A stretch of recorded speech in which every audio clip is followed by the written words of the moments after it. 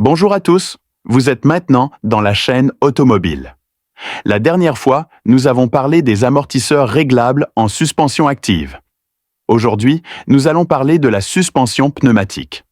Le système de suspension d'une voiture comprend deux parties très importantes.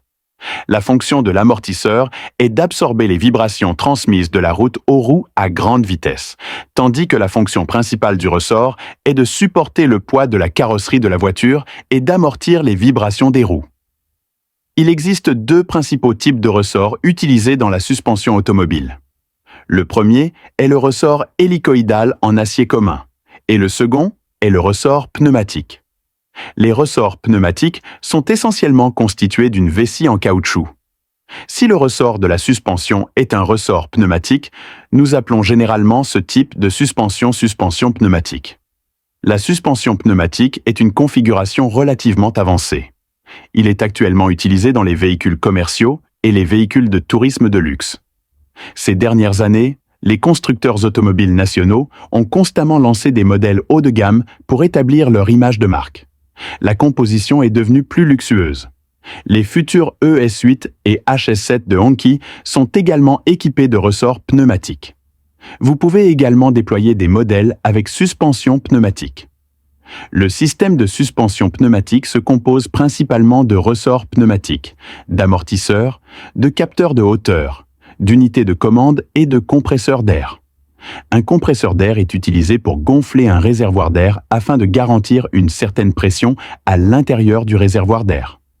En plus de stocker du gaz haute pression, la chose la plus importante dans un réservoir d'air est de gonfler l'airbag. Le capteur de hauteur est utilisé pour surveiller la position du véhicule et informer l'unité de commande de l'état actuel du véhicule. Le contrôleur contrôle ensuite le gonfleur d'airbag selon la stratégie de contrôle prédéfinie pour ajuster la hauteur du véhicule. Notre fonctionnement commun du gonfleur à ressort pneumatique est que lorsqu'il est nécessaire d'augmenter la hauteur du véhicule, le contrôleur gonfle le ressort pneumatique directement en contrôlant le réservoir d'air, au lieu d'injecter du gaz directement dans le ressort pneumatique via un compresseur d'air. Ce n'est pas seulement parce que le compresseur d'air émet un certain bruit pendant son fonctionnement. Un fonctionnement fréquent réduira également la durée de vie du compresseur, de sorte que le compresseur d'air expulsera d'abord le gaz dans le réservoir de stockage d'air. Lorsque la pression à l'intérieur du réservoir de stockage d'air atteint un certain niveau, le compresseur cesse de fonctionner. Le processus d'échappement d'un ressort pneumatique est relativement simple. Il repose sur le poids de la carrosserie de la voiture pour expulser le gaz du ressort pneumatique. Le ressort pneumatique présente les principaux avantages suivants. Tout d'abord, le ressort pneumatique peut soulever et abaisser la voiture grâce au chargeur. La surélévation de la carrosserie du véhicule peut améliorer la garde au sol du véhicule et améliorer sa praticabilité. Lorsque le véhicule est en mouvement, la hauteur du véhicule peut être abaissée pour améliorer la stabilité de conduite du véhicule. Il sera également plus facile d'entrer et de sortir de la voiture. Deuxièmement, il y a du gaz à l'intérieur du ressort pneumatique. Parce que le gaz est compressible, l'effet d'isolation des chocs est meilleur que celui des ressorts en acier. Lorsqu'on rencontre l'impact d'une route irrégulière, de nombreuses petites vibrations se produisent.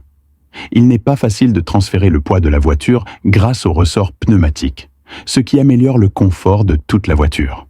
Le troisième point est que le ressort pneumatique peut améliorer la rigidité du ressort et ainsi améliorer la capacité de charge du véhicule en augmentant la pression du gaz dans le ressort. Bien sûr, il y a des avantages et des inconvénients. Le premier point est que le prix des ressorts pneumatiques est beaucoup plus élevé que celui des ressorts hélicoïdaux en acier.